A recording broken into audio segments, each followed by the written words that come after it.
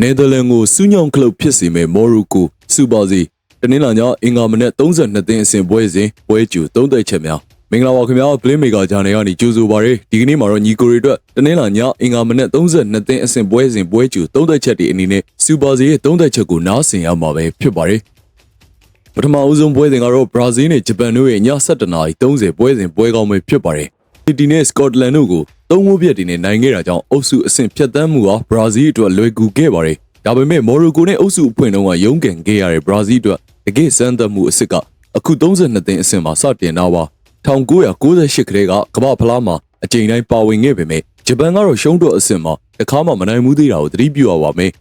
ဒါပေမဲ့အုပ်စုမှာနယ်သာလန်ကိုမရှုံးခဲ့တဲ့ဂျပန်ဟာကာတာပြိုင်ပွဲတုန်းကလည်းအုပ်စုအတွင်းမှာစပိန်နဲ့ဂျာမနီတို့ကိုနိုင်ခဲ့ဘူးတော်မူအသင်းကြီးတွေကိုသူတို့ကောင်းကောင်းကြီးဒုက္ခပေးနိုင်တယ်ဆိုတာကိုထင်ရှားပါတယ်ဒါကြောင့်ဘရာဇီးကအဲ့ခံထားပေမဲ့လည်းအနိုင်မခံအရှုံးမပေးတဲ့ဆာမူရိုင်းသားတွေကစွန့်စားခြင်းစရာပါလို့သုံးသပ်ထားတာဖြစ်ပါတယ်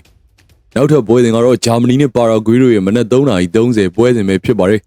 အုပ်စုနောက်ဆုံးပွဲမှာအီကွေဒေါကို2-1နဲ့ရှုံးခဲ့တဲ့ဂျာမနီရဲ့အားနည်းချက်ဟာခံစစ်ပါဒါကြောင့်လည်းအုပ်စု3ပွဲစလုံးမှာဂိုးတွေပေးခဲ့ရတယ်လို့ပလိုင်းပေါင်းနဲ့ဖားကောက်ခဲ့ရတဲ့သူတို့ရဲ့နောက်ဆုံး10ပွဲစလုံးမှာလည်းနှစ်ပတ်သွင်းကိုဟာ3ဂိုးနဲ့အထက်ရှိထားပါတယ်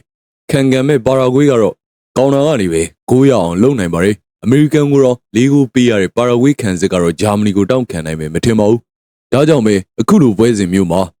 ဂိုးများဟာပိုစိတ်ချရတဲ့အားပေးမှုလို့သုံးသပ်ထားတာပဲဖြစ်ပါတယ်နောက်ဆုံးပွဲစဉ်အနေနဲ့ကတော့နယ်သာလန်နဲ့မော်ရိုကိုရဲ့မနက်9:30ပွဲစဉ်ဖြစ်ပါတယ်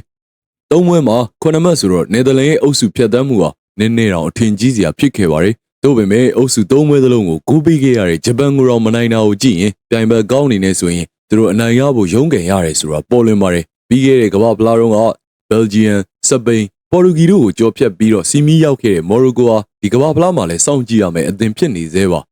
ဘရာဇီးနဲ့တည်ကြခဲ့တဲ့အုပ်စုအဖွင့်တုန်းကဆိုရင်သူတို့ဟာပိုလို့ကောင်းခဲ့တဲ့အသင်ဖြစ်ခဲ့ပါတယ်ဒါကြောင့်နယ်သာလန်ကအဲ့ခံထားပေမဲ့လည်းမော်ရိုကိုသားတွေကပျော်ရွှင်မှုပေးနိုင်မှာဖြစ်ပါကြောင်းလို့သုံးသပ်ထားတာပဲဖြစ်ပါတယ်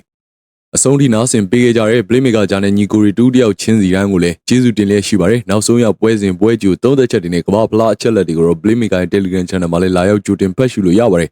ညီကိုရီအားလုံးကိုစိတ်နှပြရှင်လန်းချမ်းမြေ့ကြပါစေကျွန်တော်တင်ဆက်သူထင်လင်းဖြစ်ပါတယ်ကျေးဇူးတင်ပါတယ်